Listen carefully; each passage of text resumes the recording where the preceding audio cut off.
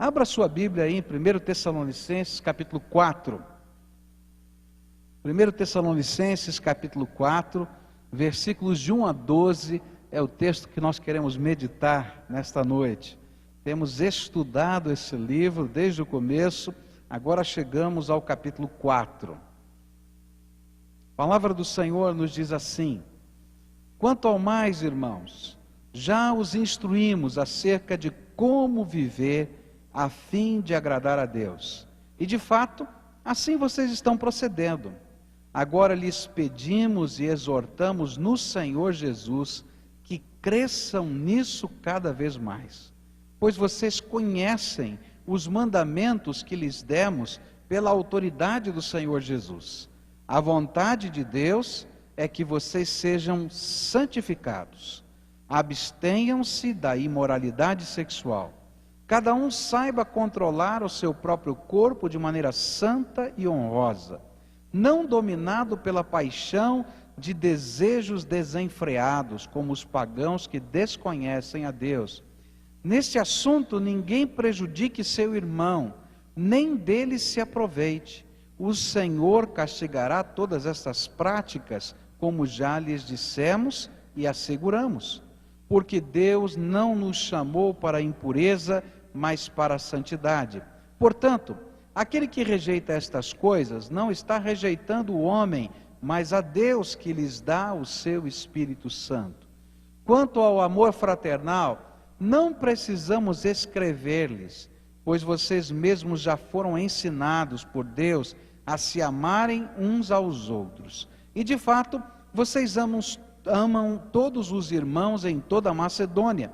Contudo, irmãos, insistimos com vocês que cada vez mais assim procedam. Esforcem-se para ter uma vida tranquila, cuidar dos seus próprios negócios e trabalhar com as próprias mãos, como nós os instruímos, a fim de que andem decentemente aos olhos dos que são de fora e não dependam de ninguém. Oremos ao Senhor. Pai querido, dá-nos a Tua graça. Nós queremos aprender a Tua palavra, e a Tua palavra é que vivifica a nossa alma. E nessa hora, quando lemos a Tua palavra, te pedimos que o Teu Espírito Santo fale ao nosso coração, aplique a mensagem desse texto às nossas vidas. É aquilo que oramos em nome de Jesus. Amém e amém. Essa nova secção que Paulo introduz no capítulo 4, ele pede, ele exorta. Essa é uma palavra que quer dizer clamar com autoridade, encorajar com força, a que seus filhos na fé cresçam em busca do viver de uma maneira que agrade a Deus. Ele está dizendo: olha, vocês passaram no teste das provações, vocês têm Jesus aí habitando no coração, então vocês já começaram a andar de uma maneira que agrada a Deus, mas eu quero desafiar vocês, eu quero motivar vocês, a que vocês cresçam no objetivo de agradar a Deus durante toda a sua vida e em todos os aspectos da vida. E ele coloca 3 aspectos nesse texto, onde nós devemos aprender a agradar a Deus, e que tem muito a ver com áreas da nossa vida que nem sempre nós gostamos de falar em público. Ele primeiro disse assim: olha, vocês precisam aprender a agradar a Deus na santidade do seu corpo, na sua sexualidade, nos seus relacionamentos, na maneira como você lida com esse templo do Espírito Santo. Depois ele vai dizer: olha, vocês precisam aprender a agradar a Deus na santidade dos relacionamentos. Ele vai falar sobre amor fraternal e vai falar que os nossos relacionamentos, as nossas amizades, as nossas conversas, o nosso coleguismo, a nossa vida relacional precisa agradar a Deus e precisa ser santa. E depois ele vai dizer: olha, vocês precisam agradar a Deus na vida financeira, no jeito como vocês ganham dinheiro, administram o dinheiro e cuidam da vida financeira. São 3 áreas da vida que a gente não gosta muito de conversar em público. Alguém gosta muito de falar sobre a sua sexualidade em público? A gente, guarda esse assunto mais reservadamente. A gente também não gosta muito de falar ou de avaliar os nossos relacionamentos em público. Essa é uma matéria que a gente gosta de deixar a portas fechadas. E de dinheiro, então, pior ainda, a gente não gosta. Então, nessa noite eu quero começar a estudar esse texto, nessas 3 áreas delicadas da vida, onde Paulo nos desafia a aprendermos a agradar a Deus. Eu vou começar pela ordem inversa. Eu vou começar pela vida financeira. Queria que você entendesse o que está por trás desse conselho. Versículos 11 e 12 do texto dizia assim: esforcem-se para ter uma vida tranquila, cuidar dos seus próprios negócios e trabalhar com as próprias mãos, como nós os instruímos, a fim de que andem decentemente aos olhos dos que são de fora e não dependam de ninguém. Paulo inicia o seu ensino exortando os tessalonicenses a viverem aquilo que ele chama de uma vida tranquila. O que é uma vida tranquila? O que ele quer dizer com esse negócio de vida tranquila? A palavra grega aqui pode ser traduzida como quieto, calmo, tranquilo ou estável.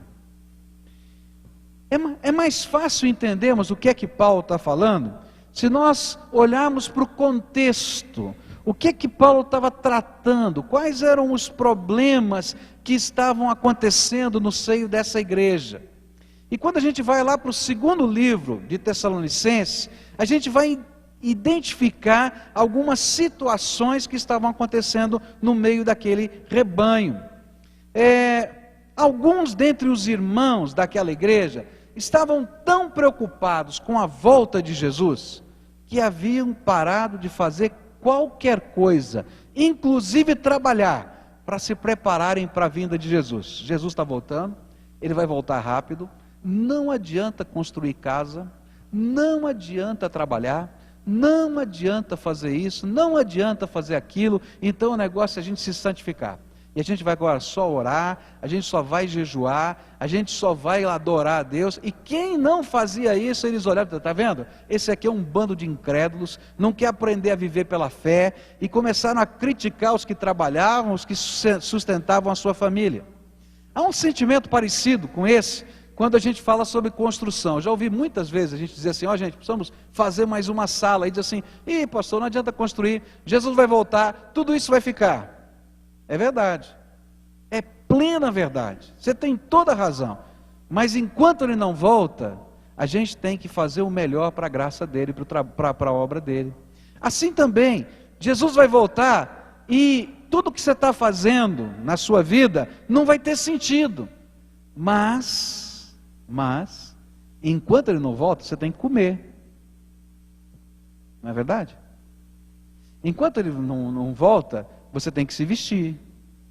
Enquanto ele não volta, você tem que ter uma casa onde se abrigar. Por isso, enquanto ele não volta, você tem que trabalhar. E é disso que Paulo vai falar no 2º livro de Tessalonicenses. E ele vai chegar a dizer da seguinte maneira para a igreja: olha, igreja, presta atenção no conselho que eu te dou. Quem não trabalha, não coma. Já pensou um conselho desse? Quem não trabalha, não come. Então, o que Paulo queria dizer quando ele falou sobre uma vida tranquila? Por causa desse falso entendimento do que seria a vontade do Senhor quanto a uma vida santificada, eles não tinham e não viviam uma vida tranquila financeiramente.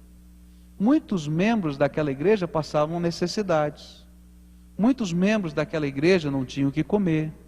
Muitos membros daquela igreja dependiam da caridade pública, porque eles não tinham entendido o projeto de Deus para a vida deles. E ao contrário do que muitos esperariam sobre o sentido da santidade, Paulo vai nos ensinar nesse texto a como construir uma vida tranquila na área das finanças e do sustento pessoal.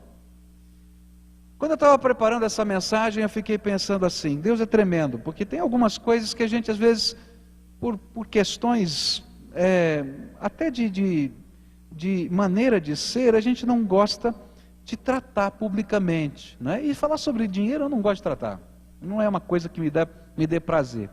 Mas à medida que eu lia esse texto e estudava, e a gente está pregando isso sequencialmente, eu percebi o seguinte: quanta gente crente tem a sua vida financeira enrolada.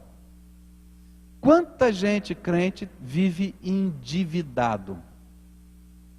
Quanta gente crente vive um alto e baixo na vida financeira tão inconstante, tão instável, que gera tremendos sofrimentos dentro da casa.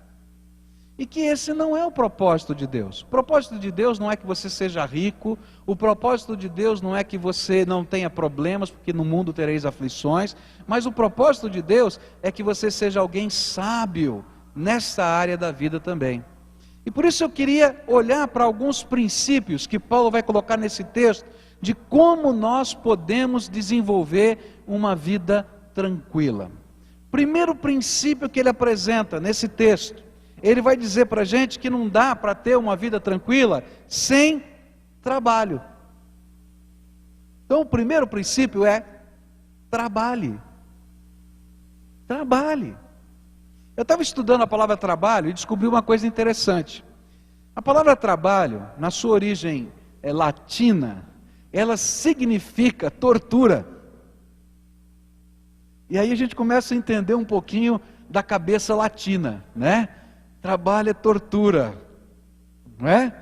Outra coisa interessante, os gregos viam o trabalho como algo que só o escravo deveria fazer.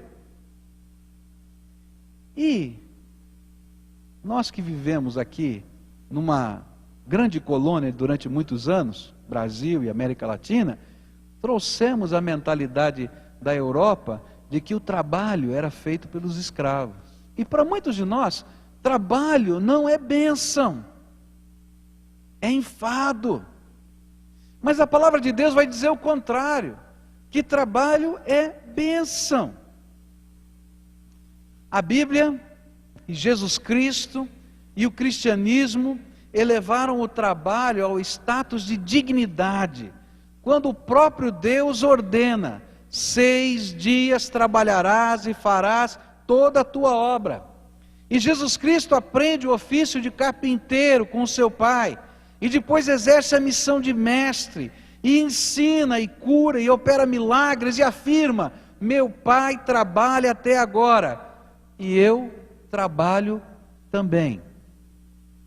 Ganhar o sustento da nossa vida mediante o nosso trabalho é bênção do Senhor. Aprenda isso. Trabalhar é bênção do Senhor e dignifica a nossa vida. Você quer ver uma coisa? Muitos de nós acreditamos nisso, não é verdade? Quantos acreditam que trabalhar é uma bênção? Levanta a mão. Ok. Agora você quer ver como uma coisa fica inculcada na cabeça da gente? Quantos de nós tentamos retardar o início do trabalho dos nossos filhos adolescentes? Para terminar a faculdade, para fazer não sei o quê. E a gente fica pensando: não, ele não precisa trabalhar, não deve trabalhar. Quantos pensaram assim em algum momento da vida? Levanta bem alto a mão. Ah, está vendo? Por quê?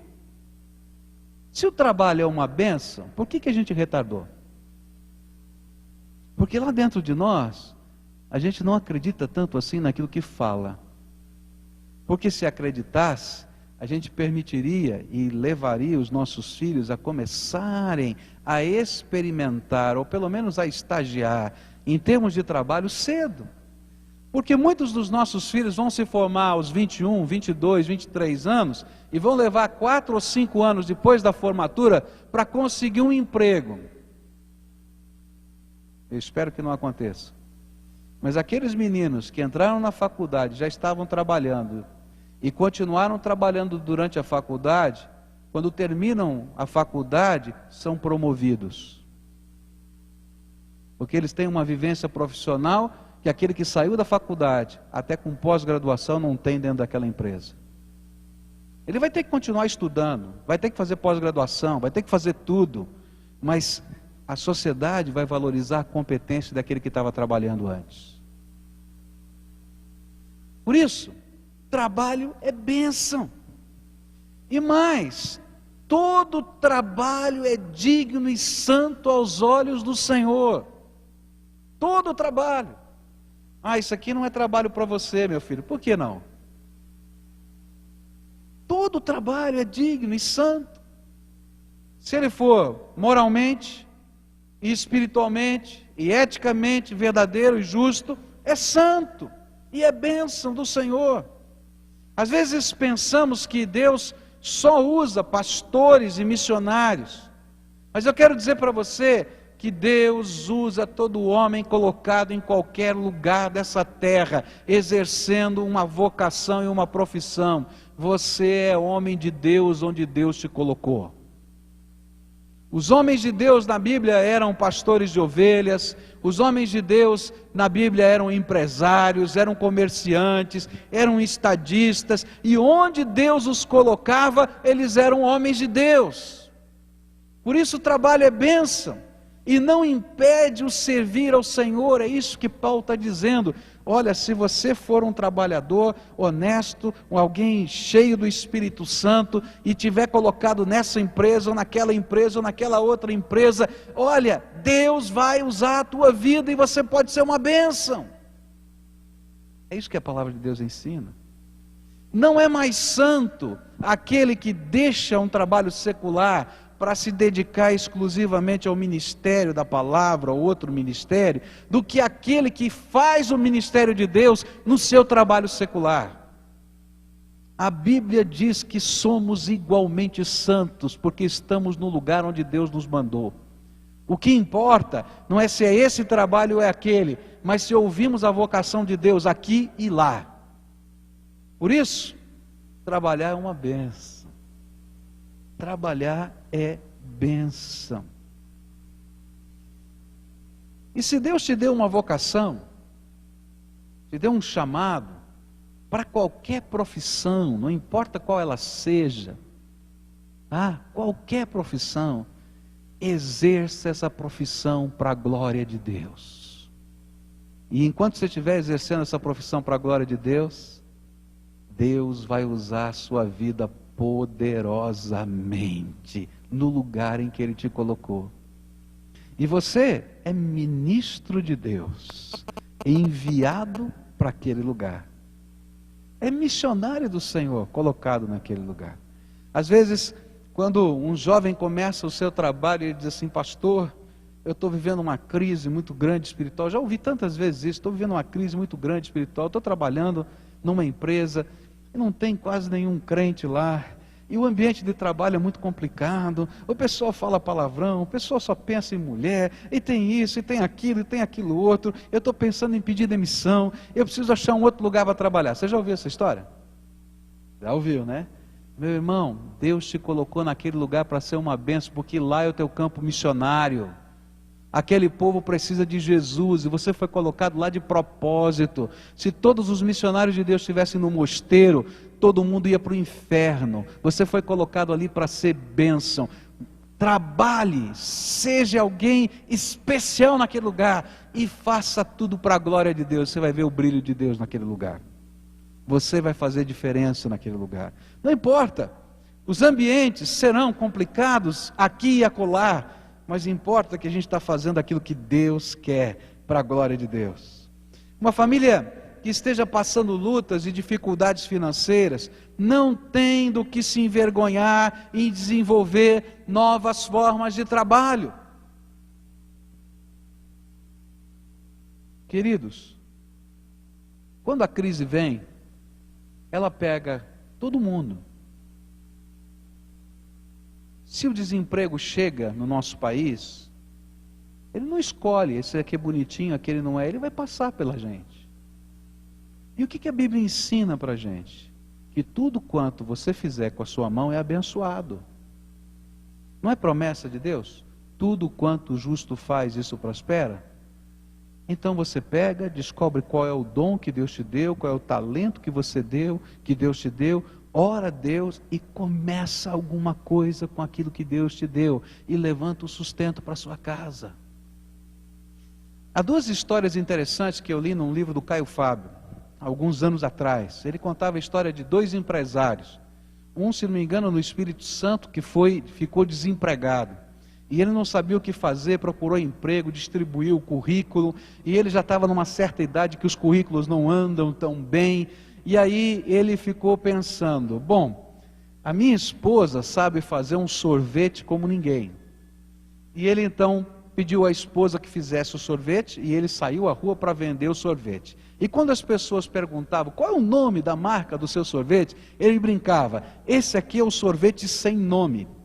E há uma grande empresa do Espírito Santo, trabalhando em vários estados do Brasil, que se chama Sem Nome.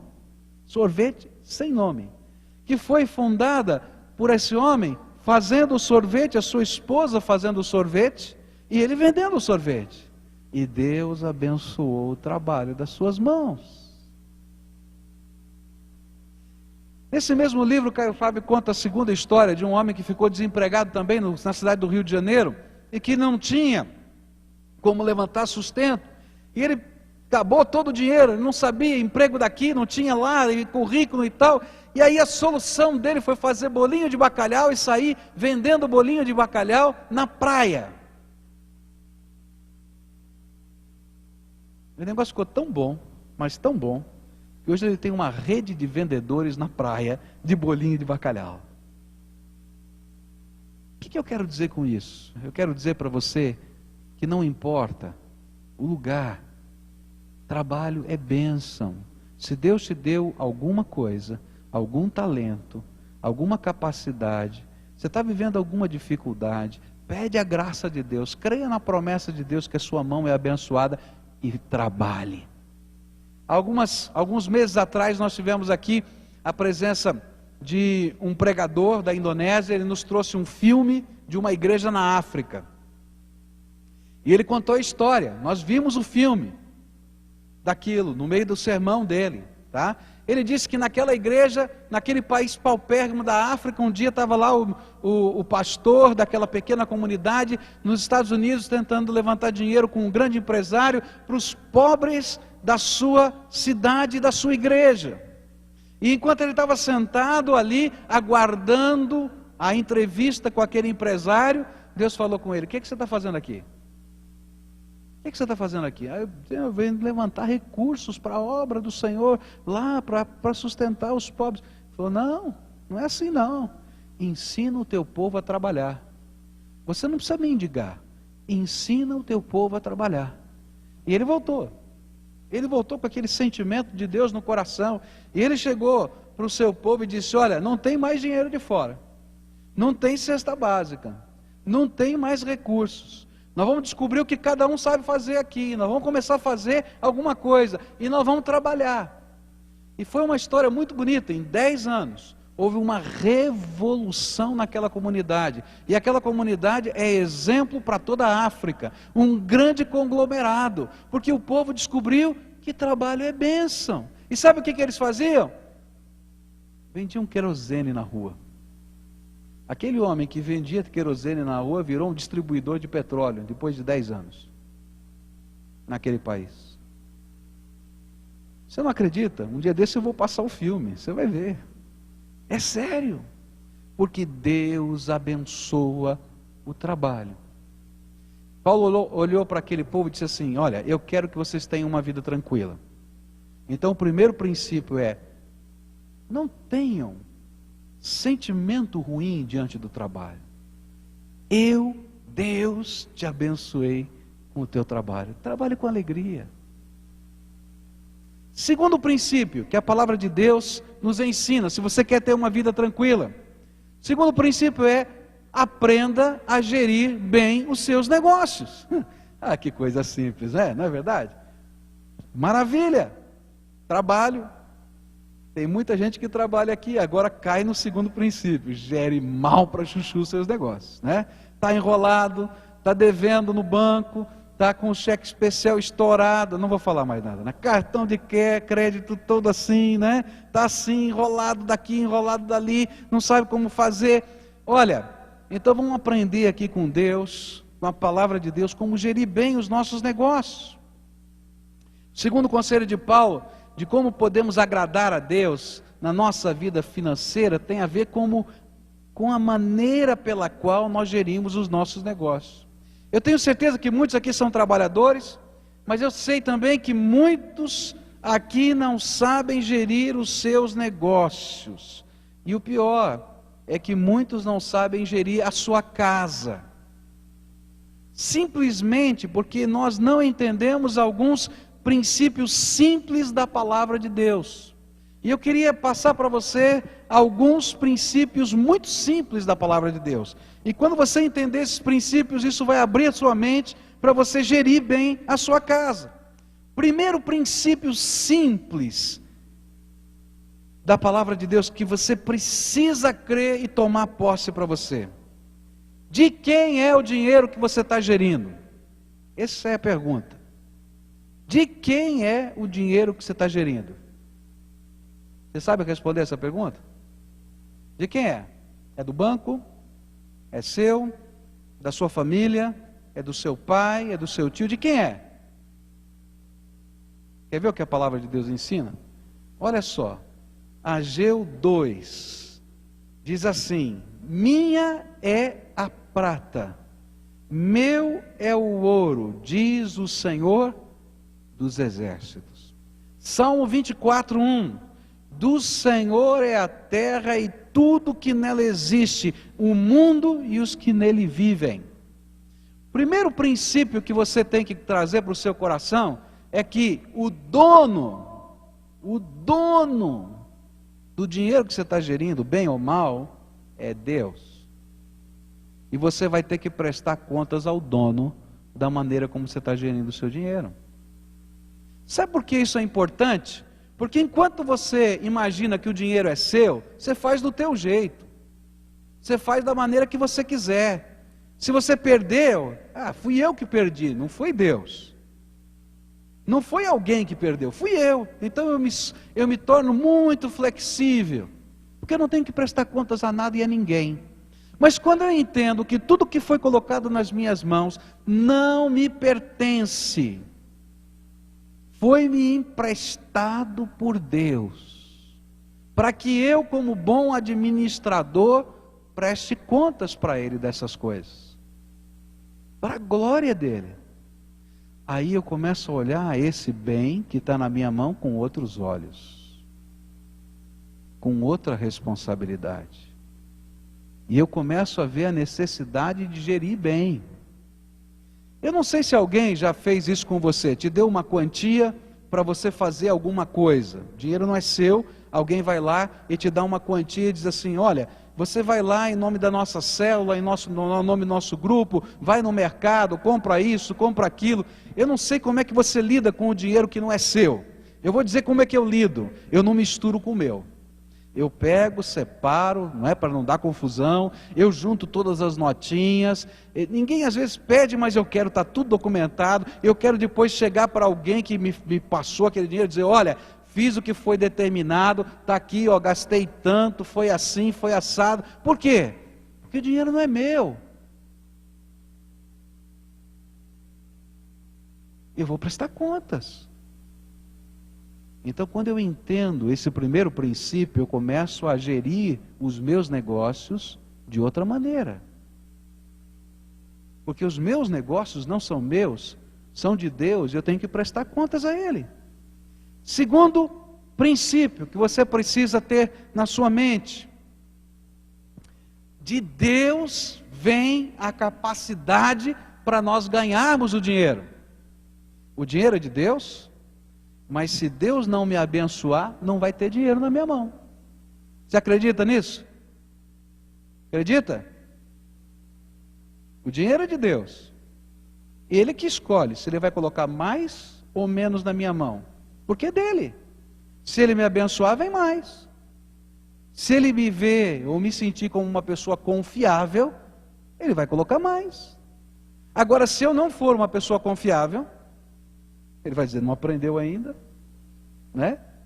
A Bíblia diz assim, foste fiel no pouco, sobre o muito o colocarei. Quando eu entendo esse princípio, eu vou levar a sério a administração financeira da minha vida.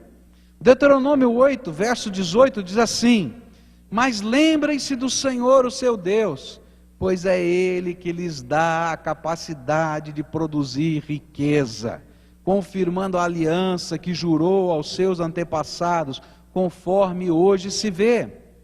João 15, verso 5, diz assim, pois sem mim vocês não podem fazer coisa alguma.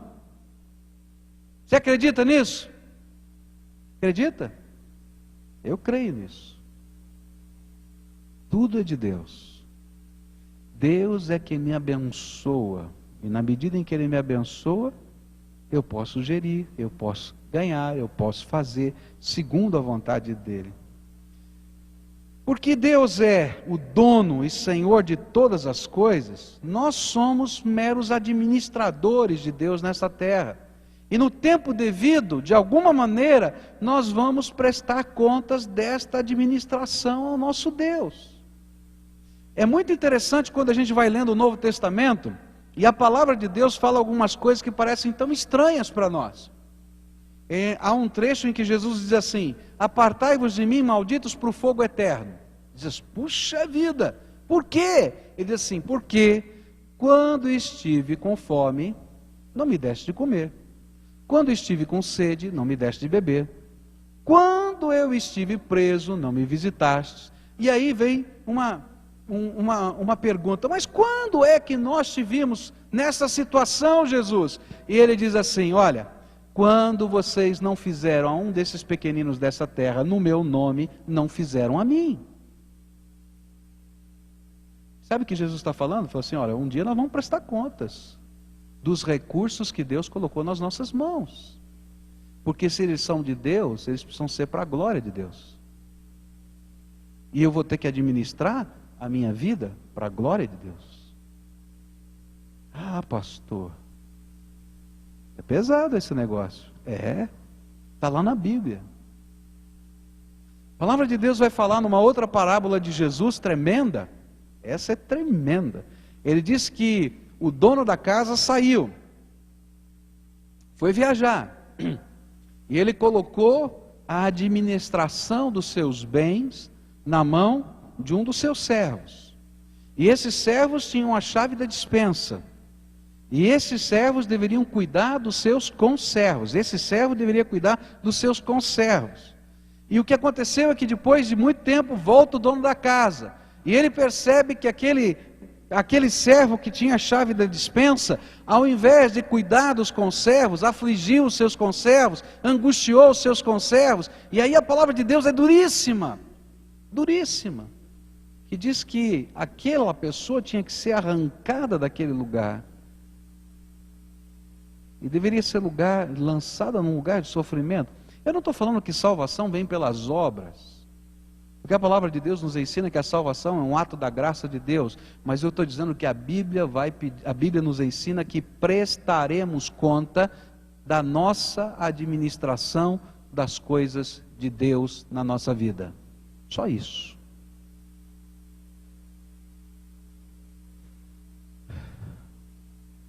A maneira como nós lidamos com o dinheiro que gerenciamos impacta o nosso relacionamento com Deus. Mateus 25, verso 21 diz assim: muito bem, servo bom e fiel, sobre o pouco foste fiel, sobre o muito te colocarei, entra no gozo do seu Senhor. Lucas 16, 11 diz: se pois não vos tornardes fiéis na aplicação das riquezas de origem injusta, quem vos confiará a verdadeira riqueza? Esse versículo é complicado. Ele diz assim: se você não é capaz de gerir o dinheiro que vem, que não é uma riqueza eterna, que não é uma riqueza permanente, se você não leva a sério isso como servo de Deus, quem é que vai colocar para você o reino de Deus para você administrar? Tem alguma coisa errada. Tem um outro princípio que a gente precisa entender. Qual é o propósito de Deus para com o dinheiro? Se você quer viver uma vida tranquila, você tem que entender qual é o propósito de Deus para com o dinheiro. Primeira coisa do propósito de Deus é suprir as suas necessidades. Olha só, Filipenses 4,19 diz assim: o meu Deus suprirá todas as necessidades de vocês de acordo com as suas gloriosas riquezas em Cristo Jesus. Deus ama você e está preocupado com a sua necessidade. Por isso, Ele colocou recursos que são dele nas suas mãos, para que você possa ter o suprimento necessário na tua vida. Deus não é bom? Ele é tremendo. O primeiro objetivo de Deus em permitir que dinheiro esteja na sua mão é suprir as suas necessidades. Deus é bom. Olha só o que diz a palavra de Deus, Mateus 6, versículos 31, 32 e 33. Portanto, não se preocupem dizendo que vamos comer, ou que vamos beber, ou que vamos vestir, pois os pagãos é que correm atrás dessas coisas, mas o Pai Celestial sabe que vocês precisam delas. Busquem, pois, em primeiro lugar o reino de Deus e a sua justiça, e todas essas coisas lhes serão acrescentadas. Deus está dizendo, olha, enquanto você tiver os valores do reino em primeiro lugar na tua vida, e você buscar a Deus com sinceridade de alma em todas as áreas da vida, inclusive na financeira, não é isso? O Senhor vai acrescentar, o Senhor vai abençoar, o Senhor vai sustentar. Por quê? Porque Ele ama você. É promessa de Deus. Segundo objetivo de Deus, propósito de Deus para com dinheiro, é suprir através de nós as necessidades de outras pessoas. Olha só o que diz a Bíblia, Romanos 12, versículo 13: compartilhem o que vocês têm com os santos em suas necessidades, pratiquem a hospitalidade. Efésios 4, 28 diz assim: o que furtava, não furte mais, antes trabalhe, fazendo algo de útil com as mãos, para que tenha o que repartir com quem estiver em necessidade. Olha que coisa tremenda, se o dinheiro é teu, a gente não quer repartir. Não é assim? Faz parte da natureza humana. Você já viu que chega uma criança pequena, não é?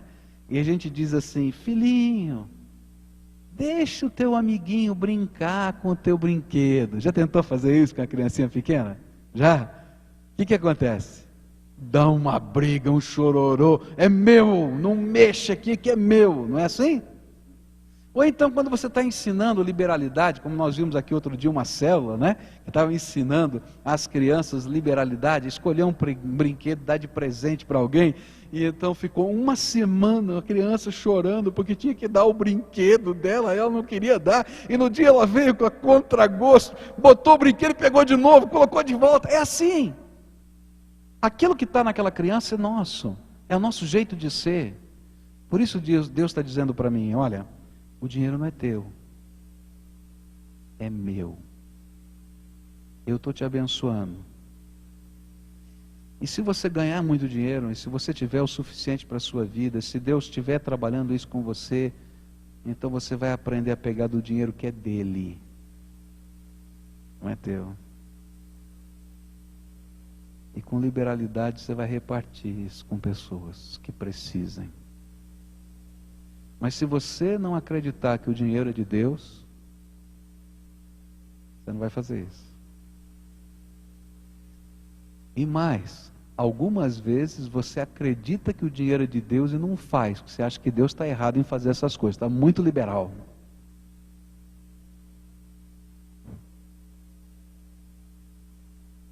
Então, a Bíblia vai dizer: o dinheiro é para suprir a sua necessidade, mas o dinheiro foi feito também para a gente suprir através da nossa vida a necessidade dos outros. Há alguns princípios muito fortes sobre isso na palavra de Deus. A responsabilidade de um filho para com o pai é coisa muito séria na palavra de Deus.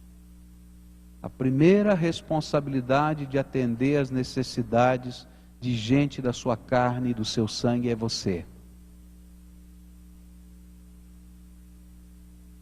A gente não gosta de ouvir isso, mas é isso que a palavra de Deus ensina. É responsabilidade. Quando a Bíblia fala em honrar pai e mãe, não está falando somente em respeitar, mas se for necessário sustentar, sustentar. É sério. Terceiro objetivo do dinheiro na nossa vida é investir esse dinheiro nos propósitos de Deus, no reino de Deus, sustentar o ministério de Deus no mundo, suprir as necessidades do corpo de Cristo, expandir o reino de Deus, adorando a Deus com seus bens. E aí Malaquias 3,10 diz assim: tragam o dízimo todo ao depósito do templo, para que haja alimento em minha casa. Ponham-me à prova, diz o Senhor dos Exércitos, e vejam se não vou abrir as comportas do céu e derramar sobre vocês tantas bênçãos que nem terão onde guardá-las.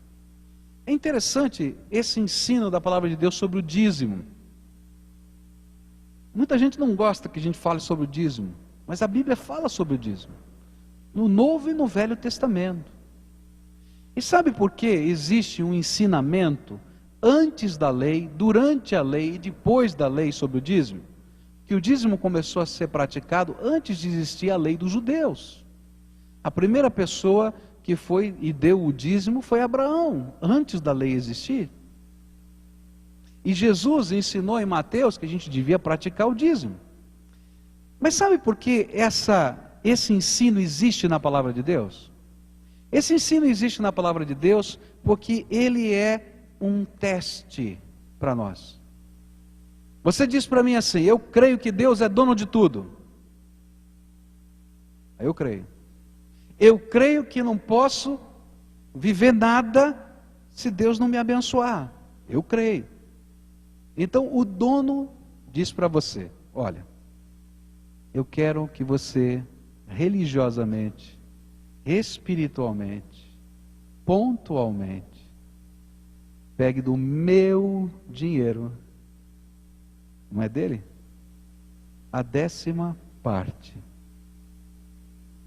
E esse não está sobre a sua administração. Presta atenção nisso. Não está sobre a sua administração. E você devolve para mim, e eu vou administrar do meu jeito, Deus diz. Aí eu olho e digo assim: mas Deus, 10%? Não é do teu dinheiro, é do dele. E a gente diz assim: Deus vai usar esses 10% para colocar perfume no pé de Jesus. Foi isso que Judas disse quando Maria colocou aquele vaso de alabastro cheio de um perfume caríssimo nos pés de Jesus. E o comentário que estava na Bíblia é o seguinte: o negócio é o seguinte, ele não estava preocupado com nada nem com ninguém. É que ele era o que controlava a bolsa e era ladrão. E não gostou que ele pegaram aquilo e não colocou na bolsa. Aqueles 10% não estão sob a minha administração. Eu não ponho onde eu quero. Eu não faço com ele onde eu quero. Eu não dou como oferta para algum lugar. Eu não dou para o orfanato. Eu não dou para qualquer coisa, porque esse não está sobre a minha administração. Esse é de Deus. E o que a Bíblia diz? Traga o seu dízimo ao templo e coloque lá. Você não dá palpite nesse negócio. O dízimo não é o meu salário. Deixa eu deixar bem claro esse negócio. Uma igreja batista funciona bem diferente. Eu sou um assalariado. A igreja, através da sua assembleia, vota quanto eu ganho por mês. Graças a Deus. Se você deu o dízimo ou não, eu vou ganhar meu salário. Tá? Não tenho participação, dividendos, nada disso. E mais, sou dizimista. Que se não for, não tenho autoridade para ensinar essas coisas. Quem administra os dízimos não é o pastor. É uma diretoria da igreja eleita anualmente para isso. Há um tesoureiro, há um diretor de administração, que são leigos da igreja, que prestam serviço voluntário para fazer isso. Há uma comissão de exame de contas, que é formada de leigos da igreja, eleitos uma vez por ano, que presta relatório mensalmente. Nenhuma conta da igreja pode ser prestado relatório à Assembleia antes de passar pela auditoria e vir com parecer favorável. Então eu posso falar isso com muita tranquilidade. Agora, por que Deus ensinou isso? Para que eu saiba onde está o meu coração. E algumas pessoas não vão gostar da consequência, porque esse texto de Malaquias vai falar uma coisa muito normal, mas que a gente não gosta de ouvir. A Bíblia diz assim, que quem não devolve o dízimo, que não tem direito de administrá-lo, que não lhe pertence, é o quê? Você sabe? O quê? Ah, falou baixinho, né? É, ladrão. Por quê? É simples, gente. Se alguém coloca um dinheiro na tua mão para você administrar, ele é dono do dinheiro, ele te deu uma ordem, diz, esse aqui você não administra, você põe na minha conta bancária, você não põe na conta bancária e gasta com você, o que você é? Delúbio.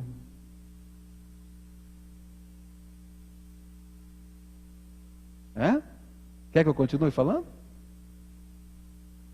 Você já sabe, né?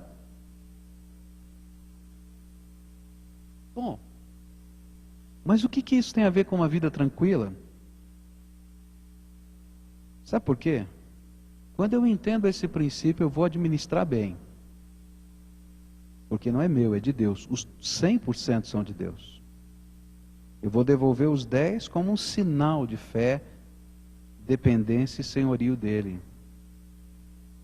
Mas vou continuar administrando os 90 para a glória dele. E aí vem uma promessa, olha só.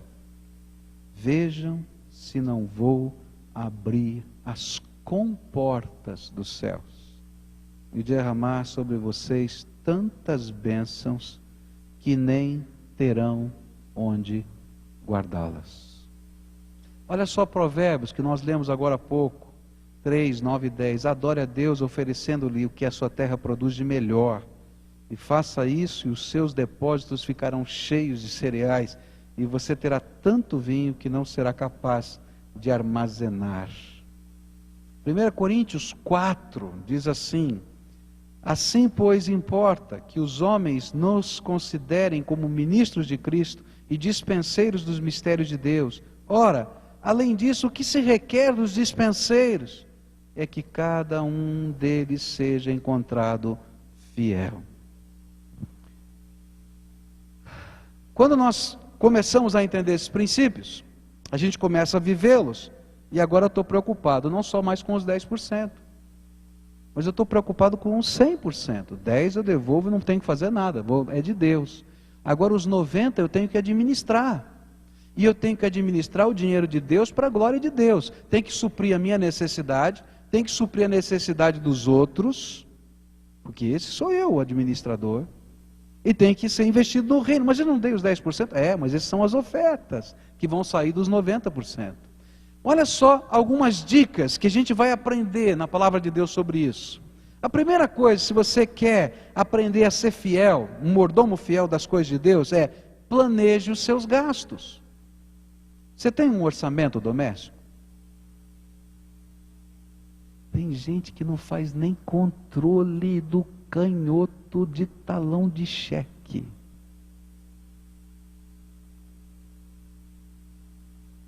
Como é que você vai administrar os bens de Deus desse jeito? Você já pensou uma empresa funcionando assim? Não funciona. Quero dizer para vocês que eu entrei uma vez num buraco financeiro. O pastor também entra em buraco financeiro. Passei muita vergonha na minha vida. Teve um dia que um cheque meu voltou, lá em São Paulo, quando eu pastoreava. Eu não gosto de falar desse assunto para ninguém, tenho vergonha. Tenho vergonha. Eu me lembro que eu fiz de tudo, fui lá, resgatei o cheque que tinha voltado, com uma vergonha danada. Chegar lá o pastor, pegar o cheque devolvido. Fui lá, levei dinheiro, resgatei e tal. E aí eu fui chorar na presença de Deus. Deus, olha só, que vergonha. Tá? E daí Deus me deu um puxão de orelha. Falei assim, escuta aqui, ó, cara. Está administrando mal o meu dinheiro. E eu me lembro que eu fui conversar com um irmão da igreja, um diácono da igreja, sobre essa questão. E aquele diácono me falou uma coisa que me pareceu tão esquisita a princípio, tão diferente a princípio, porque eu nunca tinha feito isso na minha vida. Disse assim, pastor, o senhor quer aprender a controlar as finanças da sua casa? Ele disse, eu quero. Não quero nunca mais passar por isso que eu passei. E então eu disse assim, o senhor vai comprar um caderno. Ah, tá bom. Eu fiquei pensando, ele vai me dar uma fórmula matemática maravilhosa para que eu possa, um programa de computador, naquele tempo nem tinha computador ainda, mas aquele negócio todo tal. E aí ele disse assim, você vai colocar esse caderno na porta de entrada da sua casa. E todo dia, quando o senhor chegar em casa, antes de falar com qualquer pessoa, e qualquer pessoa da sua casa, antes de falar com qualquer pessoa, vai pegar o caderno e vai marcar nesse caderno tudo que gastou naquele dia. Até os centavos, até o dinheiro do cafezinho, até tudo. Porque como é que você vai fazer um orçamento se você não sabe onde você gasta? Eu fiquei pensando, mas eu tenho um orçamento. Mas o seu orçamento está todo furado. O senhor sabe quanto o senhor gasta em farmácia por mês? Ele falou, não. O senhor sabe quanto o senhor gasta em condução por mês? Eu falei, não. O senhor sabe quanto o senhor gastou lá comendo um sanduichinho aí por aí? Eu era gordinho já, né? Então gostava. Não sei. Não sei. A gente coloca lá um pacote, há mais ou menos tanto para a gente fazer isso. Você sabe se você está gastando mais tanto ou menos tanto? Eu disse, não. E aí foi, primeiro mês. Nossa, que sofrimento. Aquele caderno era uma coisa horrível. Coisa horrível, escrever aquele negócio. Aí quando chegou no final do mês, eu coloquei tudo aquilo e organizei tudo aquilo no papel. E descobri, olha só, eu não tinha nada no meu orçamento para isso. Olha quanto eu gasto por mês nisso. Olha quanto eu gasto por mês naquilo. Olha quanto eu gasto por mês naquilo outro. Durante 2 meses eu fiz essa tarefa. É horrível. O negócio do caderninho é horrível. Mas eu fui abençoado a aprender a valorizar e a priorizar o gasto do meu dinheiro. Porque a gente põe o dinheiro no bolso, está aqui no bolso, está o dinheiro, e a gente não sabe onde ele foi. A gente não sabe quais são as áreas de vida que demandam necessidades, e a gente se perde financeiramente. Quando a gente faz isso, a gente alista em ordem de importância. Que eu quero falar em importância não em numerário, mas de valor, de prioridade da vida, os nossos gastos. Olha, se eu tivesse que cortar alguma coisa, isso não pode cortar. Isso aqui é importante demais para a nossa casa, mas isso aqui pode ser cortado. Ah, mas eu gosto tanto. Mas isso aqui está na lista do possível corte, se eu tiver numa economia de guerra. E a gente vai aprendendo a mexer com esse dinheiro. Você pode aprender a enxergar os gastos desnecessários ou os gastos não tão necessários. E aí você vai aprender a controlar a tua vida. A gente vai aprender, queridos, que muitas vezes a gente se enrola financeiramente porque a gente quer manter uma aparência diante dos homens. A gente está preocupado com o que fulano, beltrano, mengano vai pensar se eu não comprar um sapato novo. Se eu for trabalhar outra vez com a mesma roupa. Eu estou pouco ligando.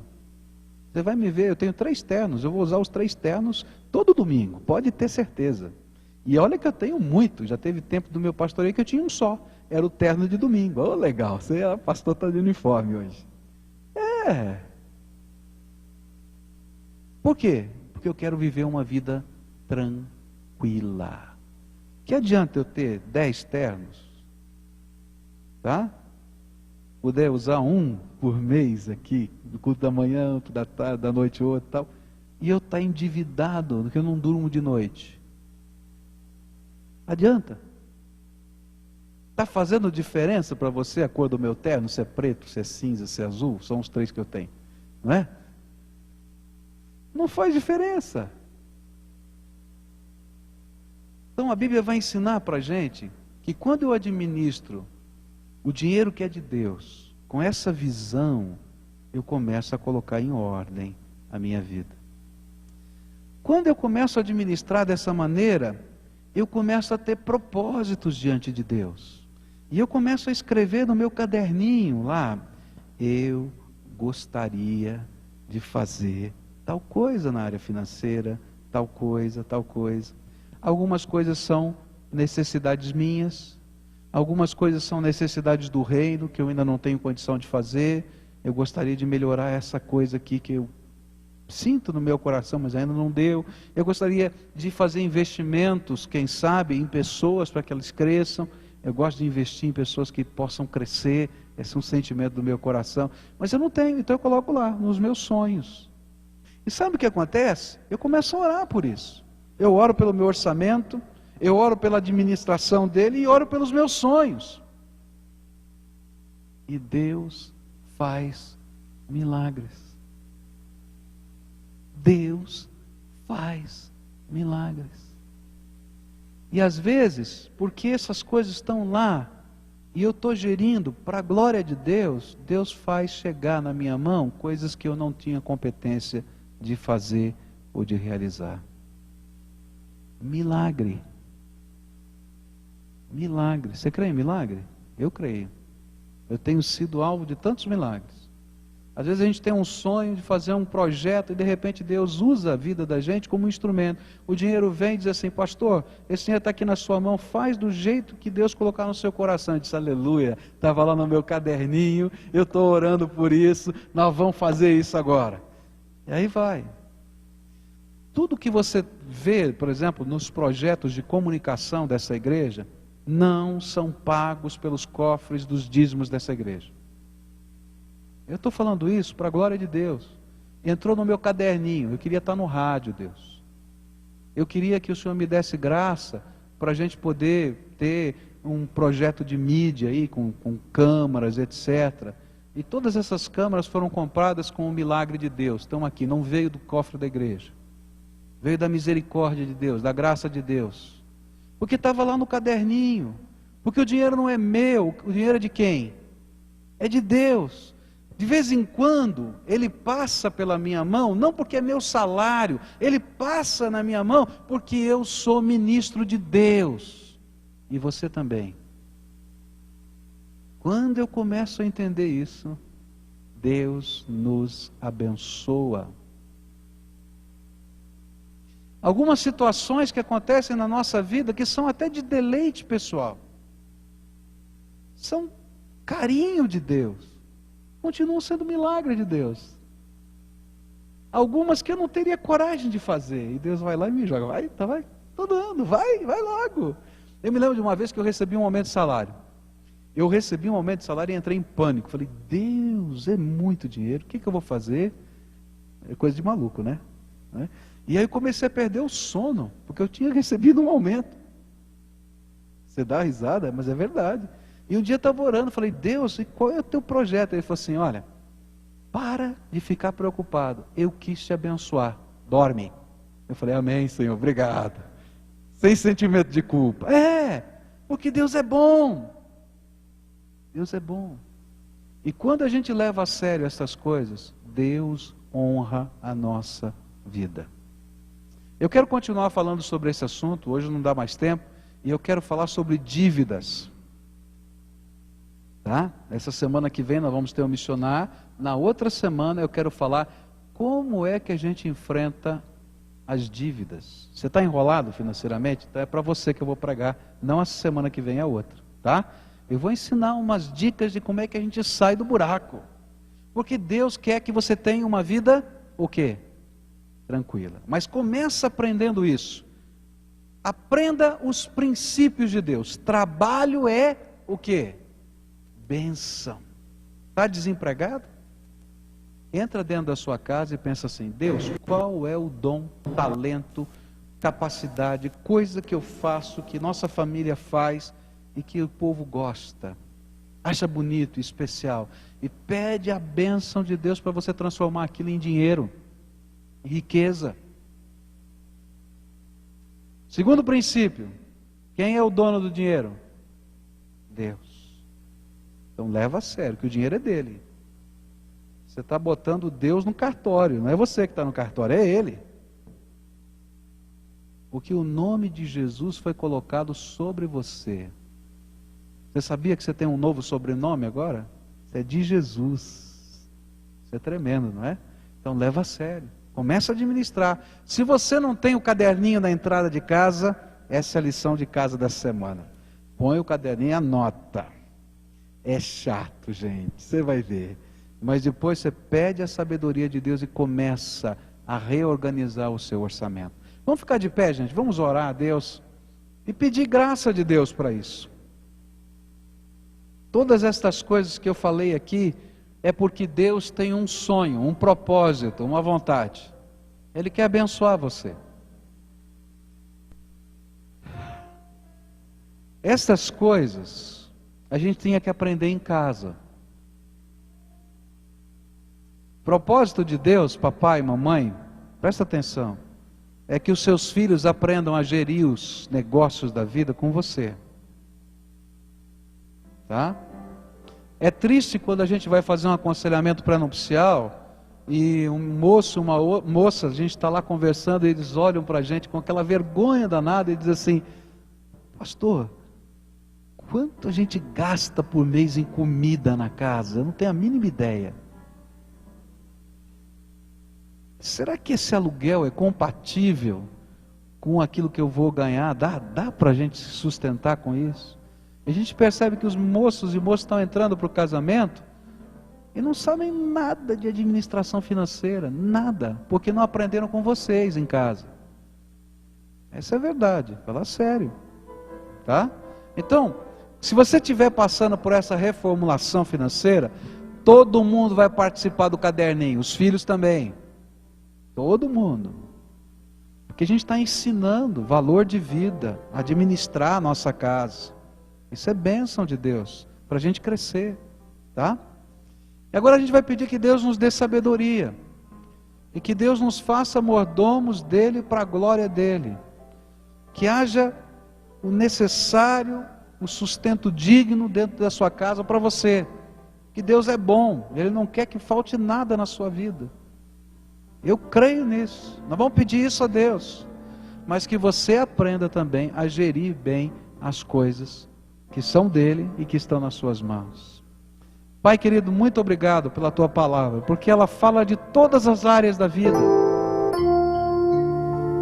Alguém poderia dizer, mas será que essa é uma mensagem espiritual? Tremendamente espiritual, Pai, porque a gente pode aprender a viver uma vida tranquila e ser para a glória de Deus aonde o Senhor nos colocou. Por isso eu quero te pedir, Senhor, que o teu Espírito Santo se manifeste aqui entre nós, nos ensinando a viver, Senhor, e a administrar os nossos bens.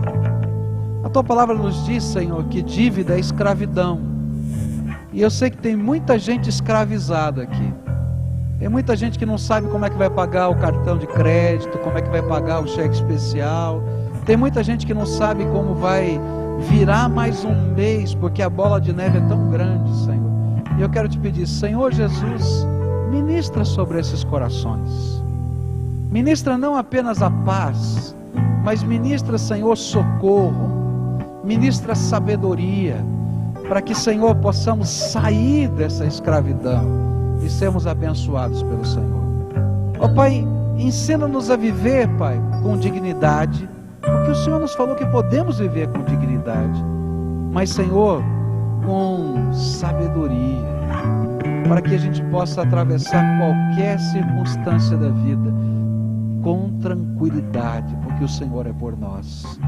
Eu quero te pedir uma bênção sobre os lares. Eu sei que algumas famílias têm vivido lutas tão intensas que até o relacionamento entre marido e mulher está enfraquecido por causa dessas lutas financeiras.